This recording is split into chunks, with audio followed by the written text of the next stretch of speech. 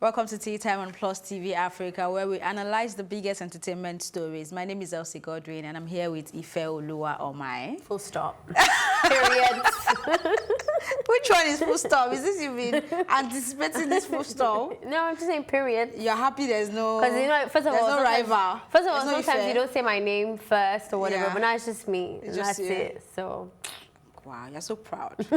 Anyway, R.kelly crisis manager has stepped down after granting an interview to, I think that was on CBS Morning, and then in the evening he steps down. And the interesting part of that conversation was when they asked him if he would leave his 20-year-old daughter with R.kelly, and then he said he would not leave his daughter with anyone that has been accused, whether you are found guilty or not guilty. As long as you're accused, my daughter is not staying with you. So I think that interview gave him like a rethink when he got home and thought about his life and his actions and the kind of crisis he's managing. I mean, it's actually an interesting twist. At first I thought about like cool mustache, like I mean beard rather, like his beard is really interesting. I think that happens a lot with people. You can argue and argue and argue and make a stand and have an opinion, but when it's time to be introspective and look within, it's very different. It's easy to say something about someone, and then somebody just retwists that and makes it and gives you an ideology where it could be you in that situation, or your tone changes, and I think that's what happened. Whether or not you've been alleged, you've not been alleged, he thinks he was guilty, he thought he was innocent. The fact that you couldn't keep your daughter next to someone like that just shows that you're in the wrong category. Like, why would you be defending someone that you can't even put your family close? Like, if I believed that somebody was innocent, then I really believe that someone was innocent. So why would you then want to protect someone else? So good for him for making that decision. I mean, I think it's not a bad thing to change your mind or like switch lanes if you think that, or maybe I've made the wrong choice or whatever. So I don't think he's done anything wrong, because I think people are starting to also come at him from that angle that he's chickened out. But I think it's always good to rethink your steps and act accordingly. Okay, I think one of the interesting parts for me in that interview, that's the one he granted in the morning before the change of heart, has to be the way Gayle King handled the interview. Initially, I mean, those are one of the people I look up to. Initially, he was trying to play the mental illness card, and then she says, no, let's answer the questions before bringing in his mental illness. And I think at that point he understood, he was beginning to understand the gravity of what was going on and how it's playing out. So kudos to Gayle King and her professionalism actually, and how she I think the last thing I want to say on this is that it was kind of ironic, because you say that you are a risk manager. I would have thought that a risk manager wouldn't even take that kind of risky job to begin with. Like he took the job 7 months ago. Yeah, so why did you risk manage that? Why would I ever be in a situation where I would take a job that is already risky in a sense that would probably not lead to anything good? And then you say it's because you didn't see any suspicious acts. Like, shut the front door, please. Nah. He was normal. Do you see any murderers just murdering? Like, when you come into the house, they're like, yeah, shining this person's dead body. Yeah, we're good. Have a seat. Like, it's all in private. So I just think, I think he didn't do a lot of thinking. And he clearly wasn't a good risk manager, because he couldn't even defend R.kelly or his job. So yeah, change your field, sir. I think he couldn't have done it better. What he did this or the morning on that show. What do you want him to say? No, he's innocent. I would have said that I believe that this person is innocent, and I know his character, not just one daily. Then he shouldn't have taken the job. Anyway, I think we should move on to Burna Boy. Okay. He's appearing on Jimmy Kimmel Live, and he's having an album dropping on the 26th of July. Funny enough, I'm seeing that for the first time today. And we're also congratulating him for being the only one with, or the only African with a solo song on Beyonce's album. So we're looking forward to this interview and to see how he and Jimmy Kimmel would interact. I would love to see that. Yeah, I have to give kudos to Burna Mars. Burna Boy. Burna Boy, he's doing really well for himself. I've listened to Jaya Jaya a lot. It's been growing on me slowly. And don't forget, the title of the album is supposed to be The African Giant. Yeah, so I think he's doing really well for himself. I can imagine just being him. Like, you're making a lot of waves. You have a woman next to you, and there's financial independence and all that stuff. And he has a peaceful ocean that he goes I think the decision to stay away from social media was a very wise one, because now we're just seeing the music side and the business side, and he's doing really great. He's creative, he's talented, he does good music. So I think that's all your fans really need to know. When you start putting out those opinions, and especially when you know your opinions are not well gathered, it will be a problem. So I think that was one of the best decisions he's made this year. So good for him. I'm really anticipating this album. I want to know what the sound is. I also want to know if he did any international. You know what Burna Boy sound would be. I know, right? Yeah. Because it's sometimes all over the place, in a good way, but it doesn't sound similar. Like. But you will know this is a Burna Boy once you hear Burna Boy. Yeah. So that's his sound. His sound is Burna. It's not his voice or the sound of the music. Which are you talking about? His voice and the sound. I think there's some songs that I'm just like, if I didn't know his voice, it sounds very different from like Ye and On the Low. They sound completely different. But we know he's a Burna. Yeah, because of his voice. No, because there's a Burna effect. Oh my goodness. Okay. Okay, I guess so. I mean, but he's talented. I want to see who's on there. I want to also see if he will put the Beyonce song on that album. Yeah. I want to see that as well. So looking forward to that. Okay, it's time for a quick break, but when we return, we'll have more stories for you. We'll be right back.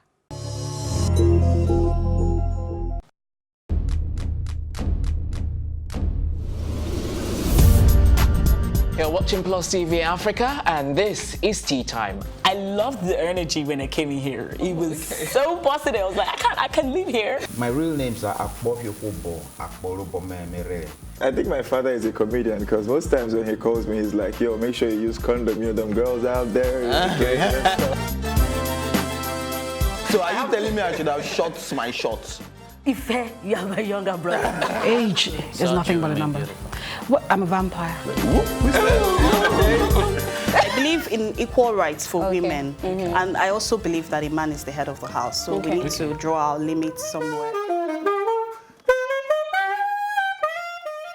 Feels so good. Now can I do my jam now? Yeah, you can. Thank you.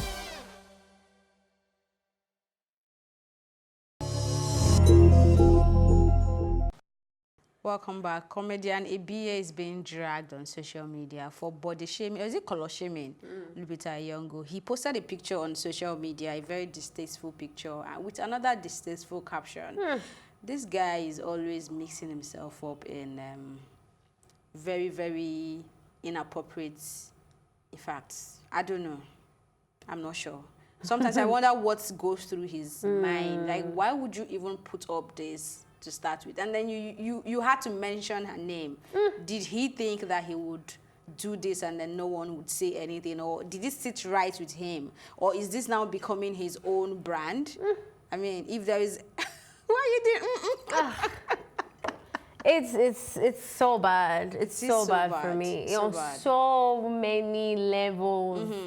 I can begin to dissect so many things that he has a problem with. So I was on Twitter when this story actually broke, and I even tweeted at him as well. And I said to him, you, sir, are part of the problem. And there's a lot of things you need to start unlearning. First of all, you have a very disgusting view about women. Because even if you want to be eating someone, you don't need to put that on your social media or make it look, even if she was white-skinned, would you not pour caramel on your... Or I don't know, milk on your face, and it's just wrong. This is the same guy who spoke about Aramide last year. Of course, that she slept around. to get her Hades, so I think first of all, your level of respect for women is very questionable. Secondly, you clearly have a bias against dark-skinned women, and you are trying to insult them with this text. I mean, I'm a dark-skinned woman and I live in that reality, but this is quite extreme. Like, I don't see it this much. He's one of those people that make me always, because I've had this conversation with a lot of people, even outside of Nigeria, that comedy looks like something that probably would not really last long, because a lot of comedians keep falling into this thing where we're just in such a sensitive place as a people that you can't some things will just not be funny anymore. And if you don't know how to handle where the line is, you won't have any lot of fans. Already, someone was saying that he's already lost about 500 followers on Twitter from this thing. So you're not funny.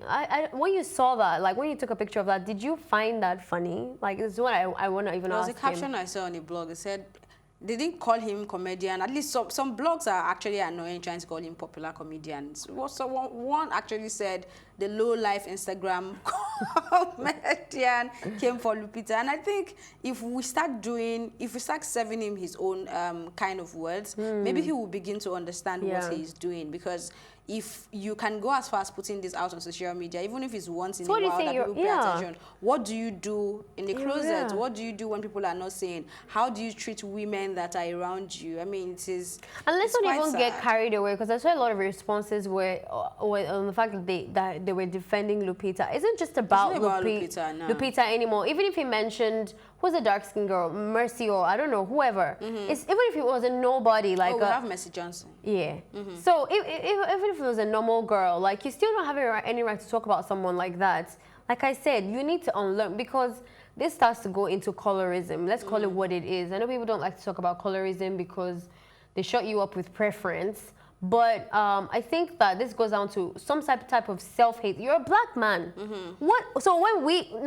No, I don't think this is even just colorism. I think he's just dumb. Let's just call it what it is. So that's how low it is. He's actually just dumb. So moving on from that dumb statement, we're moving on to Jay-Z's club. Like, over the weekend, someone reportedly attempted to break into Jay-Z's Manhattan Sports Lounge, 40 over 40. How do they pronounce it? 40 over 40, right? So according to TMZ, the club staff called the NYPD after they discovered damage on the venue's door. So it is under investigation, or it has been investigated, and police are saying that they do not have enough evidence to hold the two guys, or to call the two guys suspect, because there were two guys that were seen in front of the door.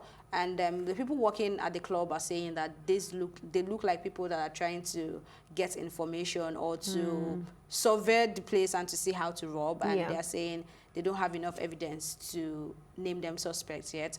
Although the place has been kept under 24/7 surveillance and security. So hopefully it will be averted. I mean, it's very common to see people who climb up the ladder start becoming targets, really. It's happened to almost everyone who has some kind of limelight on fame and stuff, and that's kind of one of the issues with that. And I know that there's not a lot of people that smile with you actually really mean to smile with you, because I saw in that place as well that the way the security of 40 over 40 is designed, you have to have insiders to be able to perform that. So one of those things as well, that you're probably working with someone that is gunning for what you have, or is trying to bring you down. It's just really interesting as someone's trying to get information, because I know that Jay-Z, maybe it hasn't been proven because he hasn't gone to court, but we know his background story and that he's not necessarily the cleanest businessman ever, and it wasn't like brains or whatever. Like, he started with drugs, and there was that whole thing when Beyonce's parents didn't want him to be with her because of his background and all of that stuff. So obviously I'm hoping that that's just a thing of the past, but I won't be surprised if he does have something to hide. So that's what I was just thinking throughout the whole thing.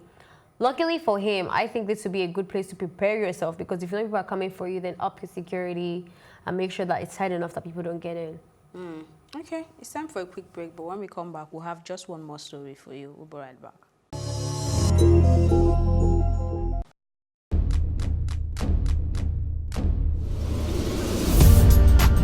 You're watching Plus TV Africa, and this is Tea Time. I loved the energy when I came in here. It was so positive. I was like, I can't live here. My real names are Akbofyofobo, Akbolubomemere. I think my father is a comedian, because most times when he calls me, he's like, yo, make sure you use condom, them girls out there. So are you telling me I should have shot my shots? Ife, you have a younger brother. Age is nothing but a number. What? I'm a vampire. I believe in equal rights for women, and I also believe that a man is the head of the house, so we need to draw our limits somewhere. It feels so good. Now can I do my jam now? Yeah, you can. Thank you.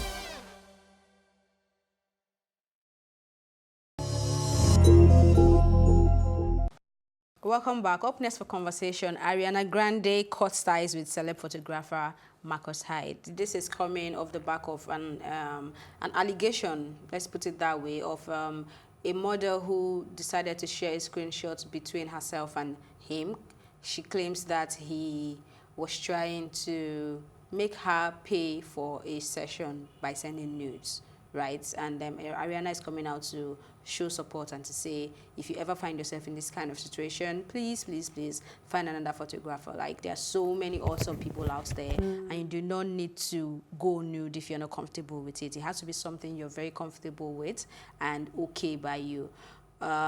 She even said, that's the model in question, said that she wanted to just do, she was comfortable with bikinis and lingerie, right? And then he says, no, it has to be nude or nothing else. And then when she said no, he said the fee was $2,000, if I'm correct. So I know this is not new, but it's nice to see someone like Ariana lending a voice to this. And because this is also a photographer that has worked with her before, so it's important for her to speak up, and I like that. Yeah. Same thing I said for comedian. Is that you are part of the problem, sir. This photographer is part of the problem because it's not new. There is a movement of photographers that exploit models on a daily basis. That's one of the things, one of the vices of that industry. So to see that this person has been called out the way he has been, obviously allegedly still, with receipts and everything, it's sometimes it's nice for the dirty laundries of these people to come out like that with your names and everything, because I would even say more people should start to boycott. The minute you yourself, this isn't someone where she came to my house for a favor, you decided to put up an ad saying you want to shoot girls. Even if you didn't put up an ad. I'm even saying, like, let's even say that, okay, you are the one that asked that, okay, I want to actually do these things with women and with these models. I'm looking for faces, blah, blah, blah. And then you all of a sudden, out of that, you start asking for news. It kind of makes me feel like you were kind of looking for that. Like you were trying to look for people to exploit. And that kind of gives me this kind of sick vibe. Like, are you okay? So I'm glad Ariana made the stance that she made. Like I said, Ariana. I would also say that more people should start to do that and take it more seriously. So the Me Too movement needs to come in. I'm not saying go to court and be jailed. I'm just saying let's not tolerate that kind of predator behavior.